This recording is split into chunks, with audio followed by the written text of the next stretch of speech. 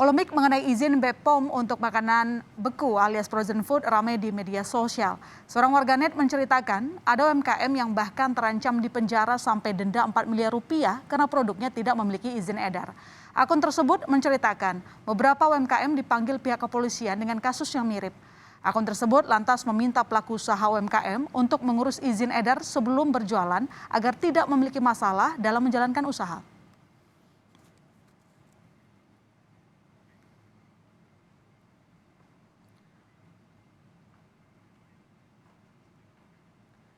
Belakangan banyak UMKM bingung berjualan karena khawatir harus bayar denda lantaran belum punya izin BPOM. Salah seorang pelaku UMKM curhat, dia dan teman-temannya terpaksa berhenti berjualan online karena khawatir kena razia. Akibat khawatir kena sanksi, salah seorang pelaku UMKM, Desi, memilih hanya berjualan kepada langganan tetap.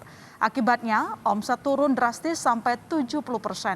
Mendengar banyak rekan sesama UMKM yang diperiksa polisi soal izin edar, Desi dan teman-temannya langsung mengurus nomor induk berusaha NIB. Rina curhat, mengurus nomor induk berusaha sampai izin edar BPOM butuh waktu. Pelaku UMKM ini minta ada sosialisasi aturan sebelum dikenai sanksi. Kalau memang itu diharuskan dan berapa? Karena jujur saya sendiri mematikan semua e-commerce. Jadi hanya menjual produk-produk ke orang-orang yang kita kenal aja atau customer lama kita gitu. Jadi benar-benar nggak berani ngejual di e-commerce. Sedangkan itu tuh salah satu lahan para pencari penjual berbagai makanan frozen food itu kan selama ini di e-commerce. Jadi turunnya paling bisa sampai 50-70% itu ada penurunannya. Kalau dari saya pribadi begitu kemarin dengar kayak gitu, kita langsung urus NIB gitu. Jadi memang bertahap dan kita menuju ke sana gitu. Cuman itu dia, kita nggak mungkin membuat semuanya sekaligus secara kilat gitu kan. Dimana birokrasinya juga kan memang nggak secepat itu ya. Badan Pengawas Obat dan Makanan BPOM menjawab polemik mengenai izin BPOM. Kepala BPOM Penika Lukito memastikan tidak semua produk olahan makanan beku alias frozen food memerlukan izin edar. Ada sejumlah kriteria untuk frozen food yang harus berizin BPOM. Di antaranya frozen food yang disimpan di atas 7 hari, kemudian diproduksi secara massal dan didistribusikan oleh distributor formal. Dan frozen food tidak perlu izin BPOM jika diproduksi dan dijual sesuai pesanan antara produsen dan konsumen. Melihat polemik frozen food itu mana yang perlu izin edar atau tidak izin edar dari Badan POM, pertama adalah tadi melihat apakah dia diproduksi secara massal, kemudian didistribusikan oleh distributor yang reguler ya, yang formal begitu ya. Nah, saya kira itu butuh izin edar dari Badan POM. Jadi bukan hanya masalah 7 hari atau tidak 7 hari ya. Karena tentunya kalau di bawah 7 hari itu dibuktikannya nanti dalam labelnya harus ada kapan diproduksi dan kapan tanggal kadaluarsanya. Dibayangi harus punya izin edar, tidak sedikit UMKM yang akhirnya resah berjualan. Bagaimana jaminan berusaha aman dan apa saja syarat berbisnis yang harus diikuti UMKM? Kita berdialog malam ini dengan tenaga ahli utama Kedeputian 3 Bidang Perekonomian KSP, Edi Priyono. Selamat malam Pak Edi. Selamat malam. Oke Pak Edi, ini lagi rame ya para pelaku usaha UMKM frozen food merasa resah berjualan karena belum punya izin edar sampai katanya khawatir kena denda 4 miliar begitu. Sejauh ini bagaimana respon cepat regulator? Kalau respon dari regulator saya kira sudah dilakukan oleh Bapak Menteri Koperasi ya. Jadi Koperasi sudah berkoordinasi dengan pihak kepolisian tanggal 18 Oktober kalau nggak salah. Itu sudah berkoordinasi dan hasilnya intinya adalah bahwa kedua belah pihak, terutama kepolisian, sepakat untuk mengedepankan persuasi ya, tidak langkah hukum ya. Jadi sosialisasi, kemudian izin apa saja urus gitu ya, kemudian apa saja yang harus izin dan mana yang tidak perlu izin, karena tidak semua memerlukan izin edar kan, seperti tadi penjelasan dari Kepala Badan POM kan. Nah, jadi itu saya kira yang diketahui, tapi dari Kementerian Koperasi saya kira sudah memberikan respon dan yang cepat, dan kami dari kantor staf presiden sangat mengapresiasi itu ya. Oke, artinya langkah pihak keamanan kemarin itu terlalu cepat ambil kesimpulan, menindak terlalu cepat tanpa sosialisasi, begitu maksudnya Pak?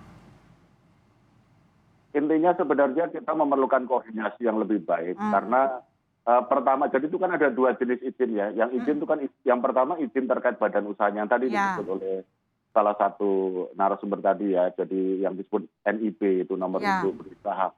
Itu bisa diurus melalui OSS ya, OSS RBA atau OSS berbasis risiko. Itu nggak sampai 1 hari loh kalau ngurus izin itu untuk usaha kecil mikro ya. Jadi kalau untuk usaha kecil dan mikro yang kriterianya adalah dengan modal di luar tanah dan bangunan itu kurang dari 1 miliar, kurang dari 5 miliar ya, itu izin NIB itu sudah kemudian berlaku sebagai izin operasional. Jadi kalau sudah punya NIB, Undang-Undang Nomor 11 Tahun 2020 tentang Undang-Undang Cipta Kerja itu menjamin bahwa itu sudah merupakan izin operasional. Jadi dia bisa melakukan kegiatan operasional. Jadi untuk izin yang lain seperti izin edar tadi sudah disampaikan oleh Kepala Badan POM ya bahwa tidak semuanya memerlukan izin edar. Oke, tapi kan meski tadi Anda mengatakan proses pengajuan izin nggak lama, tapi toh ternyata masih banyak pelaku UMKM yang tidak paham gitu ya Pak. Artinya kan ada kurang sosialisasi di sana. Bagaimana percepatan sosialisasi supaya pelaku usaha UMKM bisa lebih mengerti saat berjualan gitu? Ini perlu kerjasama semua pihak ya. Kalau dari Bapak Presiden sebenarnya sudah dengan jelas dan tegas karena beliau sudah membentuk yang namanya Satgas Percepatan Sosialisasi Undang-Undang Cipta Kerja. Ketuanya Bapak Wakil Menteri Luar Negeri ya. Wakil ketuanya beberapa wakil menteri dan juga anggotanya ada beberapa pihak dari berbagai, seperti dari Kemenko Perekonomian, Bapak Wakil Menteri Keuangan juga menjadi wakil ketua. Jadi intinya sudah ada Satgas. Satgas itu juga sudah melakukan sosialisasi kepada Pemda-Pemda. Kita perlu kerjasama semua pihak ya, termasuk dari pemerintah daerah ya, terutama dinas koperasi dan usaha kecil. Jadi ini saya kira feedback bagi pemerintah ya, bahwa kita perlu melakukan sosialisasi dengan cara yang lebih baik dan lebih intensif saja. Oke, Pak, tadi Anda mengatakan bahwa sudah ada kesepakatan, sudah ada koordinasi dengan pihak kepolisian begitu ya. Ini kan tadi Anda juga mendengar bahwa ada pelaku usaha UMKM yang sampai takut berjualan online. Dengan adanya kesepakatan itu, apakah ini artinya memberikan nafas lega kepada pelaku usaha UMKM bahwa tidak akan ada operasional yang berlebihan, operasi maksud saya, sehingga mereka bebas jualan online lagi? Ada jaminan itu? Kalau menurut Menteri Koperasi, dan saya kira kita patut percaya ya, bahwa pelaku usaha kecil mikro tidak perlu khawatir lagi tentang itu, ya tidak perlu gelisah. Pasti nggak akan dipanggil polisi lagi gitu ya kalau penjualan online sekarang? Ya, dan sudah ada nomor aduan kan, pusat aduan. Kemudian Koperasi, ada bisa dilihat di akun Instagramnya Menteri Koperasi ya. Ada call center 1.500 587. Jadi kalau ada keluhan terkait dengan hal ini, saya kira bisa disampaikan pada Kementerian Koperasi. Jadi ini yang kita bisa lakukan. Jadi saya kira pelaku usaha kecil mikro tidak perlu khawatir, sambil terus secara bertahap kita semua dorong mereka untuk mengurus izin-izin yang. Oke, ada persyaratan khusus Pak atau perlakuan khusus untuk UMKM saat mengurus izin usaha dan izin edar? Kalau untuk izin usaha tadi sudah saya sampaikan ya, itu sangat-sangat mudah ya. Dicoba aja kalau nggak percaya. Oh, tidak ada perbedaan ya, UMKM dan badan sama aja? Justru dipermudah untuk usaha kecil mikro. Kalau untuk usaha menengah, kemudian untuk usaha yang berisiko lebih tinggi, lebih sulit. Tapi kalau untuk usaha kecil mikro itu mudah sekali. Terutama kalau jenis usahanya kayak makanan gini kan risikonya, masuknya risiko rendah gitu ya. Itu mudah sekali, nggak sampai 1 hari itu. Pak, ini kan soalnya begini, di tengah pandemi seperti ini, kita dulu kan selalu bicara bahwa UMKM itu harus digitalisasi begitu kan. Sekarang di UMKM mereka sudah banyak yang masuk ke digital, tapi kemudian yang terjadi ada polisi yang memeriksa mereka begitu. Terakhir Pak, singkat saja, jaminan bahwa ke depan tidak akan ada lagi yang mengganggu musim usaha, atau mungkin lebih tepatnya ada sosialisasi dulu baru tindakan. Ya, sama satu saya yang ingin sampaikan ya, pemerintah ini kan berusaha menjaga kepentingan produsen dan konsumen.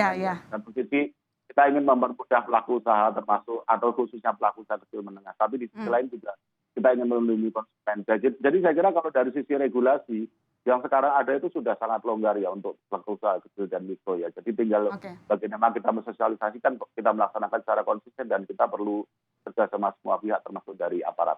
Baik, terima kasih Pak Edi. Semoga dialog kita ini banyak UMKM yang menonton, jadi mereka tidak gelisah lagi kalau jualan offline maupun online. Terima kasih sekali lagi, sehat-sehat selalu Pak Edi.